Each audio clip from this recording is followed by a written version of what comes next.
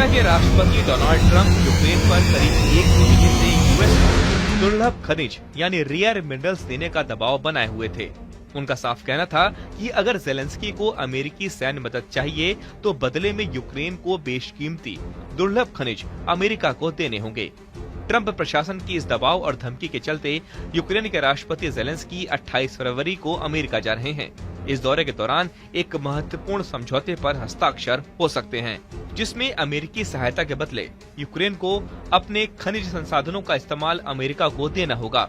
हालांकि इस डील में यूक्रेन की सुरक्षा की कोई ठोस गारंटी नहीं है।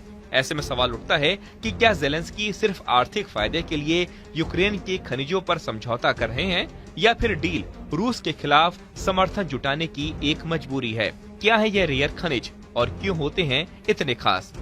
दुर्लभ खनिज यानी रेयर अर्थ मिनरल्स वे बेशकीमती तत्व हैं जो इलेक्ट्रॉनिक्स, सैन्य उपकरणों, बैटरी और हाईटेक इंडस्ट्री के लिए बेहद जरूरी हैं।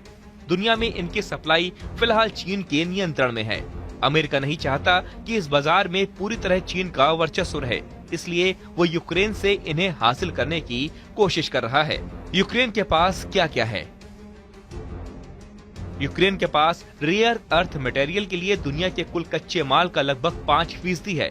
इनमें सबसे महत्वपूर्ण है टाइटेनियम। ये मेटल एरोस्पेस और सैन्य उपकरणों के लिए बेहद जरूरी है। युद्ध से पहले यूक्रेन दुनिया के 7% टाइटेनियम का उत्पादन करता था।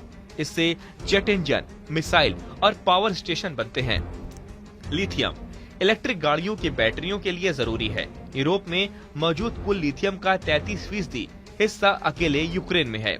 ग्रेफाइट इलेक्ट्रिक वाहनों की बैटरियों और परमाणु रिएक्टरों में इस्तेमाल होता है। यूक्रेन में लगभग 19 मिलियन टन ग्रेफाइट मौजूद है। यूरेनियम परमाणु ऊर्जा के लिए बेहद अहम, लेकिन इसका अधिकतर भंडार अब तक पूरी तरह इस्तेमाल नहीं किया गया है। लेकिन दिक्कत यह है कि यूक्रेन के कुल खनिज भंडार का 53% हिस्सा उन इलाकों में है जिन पर रूस का कब्जा है। इसमें लुहांस्क, डोनेत्स्क, ज़पोरिज़िया और खेरसोन शामिल है। रिपोर्ट्स के मुताबिक रूस पहले ही यूक्रेन के 350 अरब डॉलर से ज्यादा के खनिज संसाधनों पर अपना कब्जा जमा चुका है। ट्रंप के लिए ये डील सिर्फ यूक्रेन की मदद से जुड़ी नहीं है, बल्कि ये अमेरिका को चीन पर निर्भरता से बचाने का तरीका है। चीन इस वक्त ग्लोबल सप्लाई का 60% नियंत्रित करता है और अभी अमेरिका रेयर खनिजों के लिए चीन पर निर्भर है और ट्रंप इसे बदलना चाहते हैं। ये पहली बार नहीं है। ट्रंप पहले भी अमेरिका की सैन्य मदद को आर्थिक सौदों से जोड़ते रहे हैं। उन्होंने पहले सहयोगी देशों से सैन्य मदद के बदले 400 अरब डॉलर की मांग की थी। रेयर अर्थ मिनरल्स के बिना अमेरिका की टेक और डिफेंस इंडस्ट्री कमजोर पड़ सकती है, जो अमेरिका को दोबारा महान बनाने की बात करने वाले ट्रंप के लिए चिंता की बात है। यूक्रेन को उम्मीद है कि इस डील के जरिए उसे अमेरिका का मजबूत समर्थन मिलेगा, लेकिन जेलेंस्की सिर्फ आर्थिक फायदे के बदले खनिज देने को तैयार नहीं है।